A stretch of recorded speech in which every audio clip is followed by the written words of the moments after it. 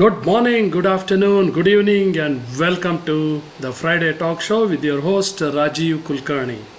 Today is 28th of August 2026, and right now the time is 9:01 Central Standard Time of United States and 7:31 in the evening in India.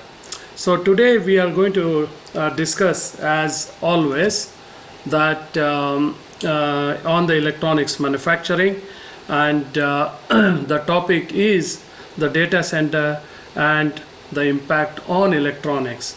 Basically, impact on electronics means here we refer to the electronics manufacturing, as we all know. And so of course I will be talking about the data center and its impact on electronics. Thank you very much for the support you have been giving us. First of all, the audience, the supporters, because without your support it is extremely challenging to run the podcast every week. Sometimes due to my travel conflicts, I do travel a lot, and some Friday talk shows may not happen. So in that period, either I run the premiere show, which is a show before which we had a live show that is run again, a repeat show. We call it as a premiere show in YouTube language, and otherwise we cancel the show that day because of me non available at that point of time. Anyways, let's talk about for the today's topic. And definitely I have invited people. If they are interested in joining, they are more than welcome to join and participate in our talk show as panel discussion, and then it makes it more interesting about the topic as well. But anyways, everything depends on everybody's convenience, and we should respect that. So we spoke about data center, and everybody understands what is data center, and definitely data centers are getting more and more popular, more and more being built globally across the main cities, and due to the heavy exchange of data. It can be government to government, it can be government offices to rest of the consumers, it can be the consumers to the offices, and then private offices to private, to business, business to consumers, consumer to business. So there has been like tons of data, millions of data keeps getting exchanged every single second. And so where do you store this, right? Now we have the cloud management, then the big corporations. I don't want to name the corporations, but definitely you all know in the industry who are those big players. They are investing heavily in the data center market as the market is exploding. So we also spoke about the key components which are factored in data center, which are actually considered as a key component. One is the things are divided into two basic categories. One is infrastructure category or physical infrastructure category, and the other one is security systems. In the infrastructure category, there are multiple components. It can be networking systems, storage systems, power systems, cooling and environment control. And then of course security systems, management and monitoring, connectivity, redundancy and disaster recovery systems, and compliance and standards. So what are the different types of servers, right? So in the physical infrastructure, mainly the data center includes servers. So it can be of different types. One is called as rack servers, the other one is called blade servers, and the other one is tower servers. So what exactly is the rack server? So rack servers are nothing but they are designed to fit around 19-inch rack. They are used for web hosting, database management, and virtualization and cloud computing. And there are big corporations who are the manufacturers. They are mainly situated in the United States, And then we have blade servers. What are blade servers? They are compact and modular. They are designed to be installed in a blade enclosure, and high density computing power and increased scalability and less power consumption. Yes. And definitely again the big names play a very important role here in manufacturing those kind of servers. And then we have called tower servers. Like these are like standalone servers. They are easy to deploy and then use for small scale applications. And basically small scale applications means like you have an office, virtual office, or so on and so forth. So you want to have your own servers, then definitely these small tower servers, which are kind of a portable servers also. And they can be installed at your place, so you can manage your own data through your data center. And then we are getting on to the next step, which is the part of again infrastructure, which is called network equipments, right? So what are networking equipments? They include routers, switches, firewalls, and load balancers, racks and enclosures, and also the cabling, fiber optics. And network equipment of a data center enables connectivity between various components such as server, storage, and other external networks. So in the components of the network equipment is routers and switches, right? So what exactly the router do, right? So router basically it helps in connecting multiple networks, as we all have at our home, right? I mean, there are so many carriers, they have the router systems. Like in the US, we have like AT&T, we have Spectrum, we have T-Mobile. So there are so many routers, manufacturing companies, we come across on our day-to-day uses, right? So they connect, they help in connecting different networks. Then they connect the data center to the internet, and then they route subnet and VLANs traffic. And then we have called switches, right? So they connect devices within a network and forward data, like switches, right? And there are big corporations, corporate companies, they manufacture these switches. They are high speed connectivity between the devices. And then they reduce network congestion, and they improve performance of the connectivity as well as the data transfer. Then we come to the storage systems, which is a very, very integral part of the infrastructure in a data center market. So now I'm talking about network equipments, I'm talking about different types of servers. Now, how does electronics play an important role, right? So we'll come in our next episodes, because these are some introductory thing I'm giving before we get on to the actual electronics activities that can happen in the next few episodes, because the introductory will take another probably couple of episodes. So in a data center we have so many different components, and those components, every component needs an electronics. So we will come to that in a detailed fashion. So now come back to the storage systems. Storage systems can be different types of, including storage area network, that is called as SAN.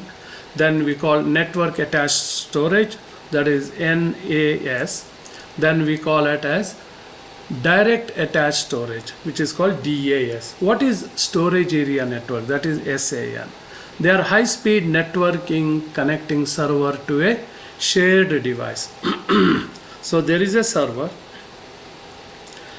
and there are 2 or 3 shared devices. For example, we have a server or a router at home, then we have shared devices through that server by the networking, right? So like I have a computer, I have a laptop, then my daughter has a laptop, my wife has a laptop, so and so forth, right? So those are all called as shared devices. Similarly, it happens in the office area networking system. Then we have network attached storage, which is also called as NAS, which is dedicated storage device connected to a network. So basically, in some cases, you want to have a very dedicated storage device only for your laptop, right? So you don't want to share anybody that particular storage system with any other devices because what happens is then your privacy gets taken away, and so on and so forth. Then we have direct attached storage, which is called as DAS, right? It is directly connected to the server or a computer. So sometimes what happens, you have to be extremely careful in the DAS thing, because when you connect directly to the storage or the server or the computer, there are possibilities in these days. People can hack and so on and so forth. The network gets hacked also sometimes, so you got to be careful. That's another huge topic. Probably in one of the days we can discuss on that. But this is called direct attached storage. This is very highly or privately, I would say, used network or the storage system. So let's take a quick break here, and then we'll come back. We'll watch this quick video, then we'll come back.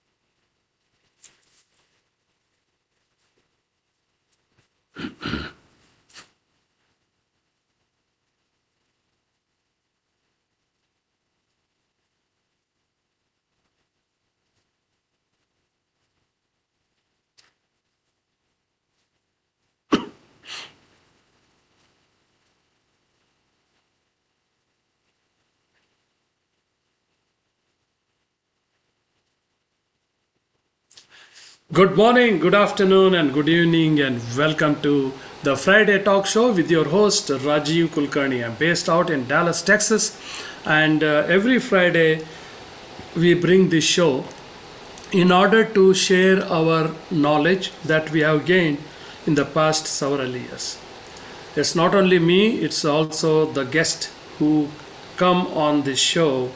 They with the wealth of experience, more than 4 decades, more than 3 decades, 2 decades, and so on and so forth in the electronics manufacturing sector. The topic can be PCB design, DFM, Q, and it can be the process management, process engineering, it can be quality control, and it can be the supply chain issues, it can be the market intelligence, and so forth, but related to electronics manufacturing. So we are today on the data center and its impact on electronics on episode number 2. This is your host Rajiv Kulkarni, and my background is also in electronics, and I've been in the industry for more than 30 years. So today we are talking about data center, right? So we talked about the infrastructure. Under the infrastructure, we talked about storage system, we talked about networking equipment, we talked about physical infrastructure, which is servers, right? Also, which the server is also a very, very important part. And so now we will get on to the power systems. So without power, nothing can move. So definitely, power systems is very, very important. As the data gets more and more and more and more highly loaded and transmitted and received every second, definitely there is a heavy load on the data centers, heavy load on your systems that you are using. So sometimes there is a possibility that your system can freeze because it cannot hold that kind of load. So what you are going to do? You are going to transfer your data to a third place. It is also called as a cloud management, or you have created your own server or a router and so on and so forth. So server where you can store these data, right, and unload your system, unload your device. But again, the data center which is holding the data, that will start climbing up, right? It starts accumulating more and more and more data. So what it means is it needs more capacity, and it starts drawing power because every data center draws a lot of power. So power systems are very essential, the part of the data center infrastructure. So without an adequate and well managed power supply, none of the components can function properly. So there are different types of load, right, in data center, including IT equipment, air conditioners, lighting, and etc., right? And the flow of energy from the generated source to the load is facilitated by various types of equipments. And there are two commonly used locations of equipment: the transformer upstreams, and which is called as upstream, and then there is also called as downstream, which is towards the data center loads. So what happens is various equipments, transformers, low voltage switchgear, automatic transfer switch, UPS, busway, panel board, etc., they help distribute power to the downstream load and protect the PDU systems. So what kind of different components are engaged or involved in a power systems, right? So power distributor units, uninterrupted power supplies, backup generators, electrical panels, and power monitoring systems. So in power distribution units, in short it is also called as PDUs, right? It distributes power to servers, storage, and other equipments. So it distributes power to servers, storage, and other equipments. Then what are the UPS, in uninterrupted power supplies, right? They are the protection, they are the protectors against the power surges. Suddenly there is a lightning and the power surge happens. So you have to protect your inflow of your current, right? So they protect it. Then you have safe shutdown of equipment, right? Then you have backup generators. If there is a sudden power shut off, right, you have the generator going on as a backup, which helps, which enables the center, the data center, or the supply of the power keep going at a consistent pace. Then we have electrical panels, circuit protection and safety for power distribution to various units. Without the electrical panels, you cannot have a proper distribution of channels, proper distribution of power to different sectors of your data center infrastructure. Then you have power monitoring systems. So for better resource optimization and efficiency, and to track power usage and overuse of power. So this consists of power systems in a data center. So the power systems of a data center, they are like, as I mentioned, they include PDUs, power distribution units. Then you have uninterrupted power supplies, which is also called as UPS. Then you have backup generators. Then you have electrical panels. Then you have power monitoring systems. Remember, each division, what I'm mentioning here, they have electronics in it. I mean, you can imagine the level of electronics being used in the manufacturing of a data center, considering these different components that goes into the data centers. And you can literally imagine, and the mind really blows sometimes when you visualize, when you think that what a level of electronics goes into the data center application. And then we have connectivity, right? So connectivity can be of various types depending on requirement and distance between the user and the data center. So sometimes what happens to, in order to maintain a consistent bandwidth, right?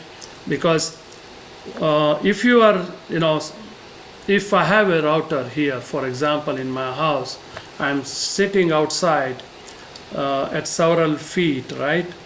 And I'm trying to log in. The connectivity shows there is a Wi-Fi connection, right? But is it strong enough for me to, work on my, internet, work on my activities, to transfer the data? So connectivity becomes very important factor. For high-speed transmission, fiber optics can be used, because it also depends on the cable that you use, because it has its own big advantages of transmission of the data, because what kind of, the cable is made of what, and what kind of the conducting material has been used, because and there are many factors are involved in laying down the cables to transmit your data, and at what speed you want to transmit the data, how fast you want to transmit the data, right? And the other types of network are peering networks and cross connects, and the components include switch routers and the fiber optic cables, internet service providers, cross connects, and other essential parts. If you come to think about it, right? We deal in this on a day-to-day basis, non-stop, right? I mean, we talk about internet service providers, we talk about cross connects, we talk about the fiber optic cables and the switches and routers, right? Then apart from this, there are also various types of connectivity, such as inter-data center connectivity, then inter-data center connectivity between servers and storage, and the multiple data centers, then of course cloud connectivity. So we will talk about all this connectivity, and we'll continue this in our next episode on data center and its impact on electronics. If you want to join the panel discussion, please join, and I can share the Zoom link as well, so you can be part of our discussion. You can be we can have a multiple discussion, we can have a great knowledge exchange discussion, because everybody talks about data center and today, and it is growing more than 10 to 11% on a CAGR basis globally. So get ready for the data center next to your city, next to your hometown. Till then, we'll meet in the next episode with the data center and its impact on electronics. On episode number 3, we'll continue with the connectivity sector of infrastructure on data center. Until then, please take care of your health, and God bless you, and keep smiling and keep watching the Global Electronics Talk Show every Friday with your host Rajiv Kulkarni. Thank you very much.